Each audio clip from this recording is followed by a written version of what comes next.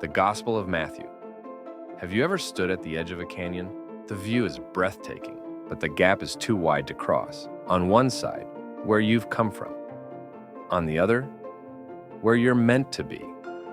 But without a bridge, you're stuck. Now imagine someone builds a bridge, strong, beautiful, purposeful. That bridge changes everything. That's exactly what the Gospel of Matthew is.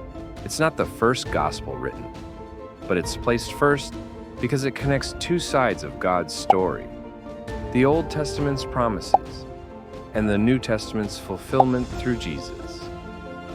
Matthew's gospel is like a spiritual bridge, gathering the past, pointing to the future, and showing us that Jesus is the Messiah, the Son of God, the promised King. And the writer? A man named Matthew, once a tax collector, viewed as greedy and rejected, but Jesus called him. Matthew left everything to follow.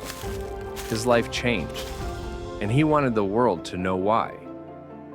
Matthew shows that Jesus fulfilled over 50 Old Testament prophecies.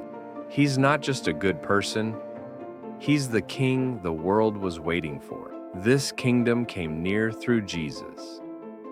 And though Matthew wrote especially for a Jewish audience, he also makes it clear this kingdom is for all. This king came for every tribe, every nation, including you. Matthew is arranged like a masterpiece, with 5 major teachings of Jesus, much like the 5 books of Moses. It's not random, it's a journey. Chapters 1 through 4. The Advent of the King.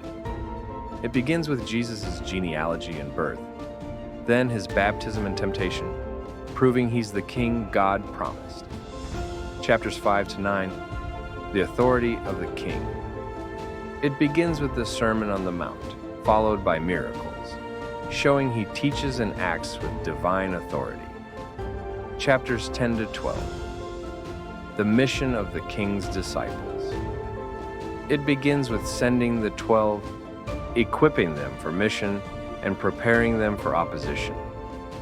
Chapters 13 to 20, the kingdom revealed. It begins with kingdom parables, continues with encounters, and Peter's confession, revealing what heaven's kingdom is really like. Chapters 21 to 28, the king's final week. It begins with his triumphal entry into Jerusalem and ends with his betrayal, crucifixion, resurrection, and the call to go to all nations. So, why study Matthew? Because it reveals who Jesus truly is. It strengthens your faith. It proves that God keeps his promises, and it invites you to step across the bridge into a new life with him. So, what are you waiting for? Open the Gospel of Matthew and take your first step across the bridge.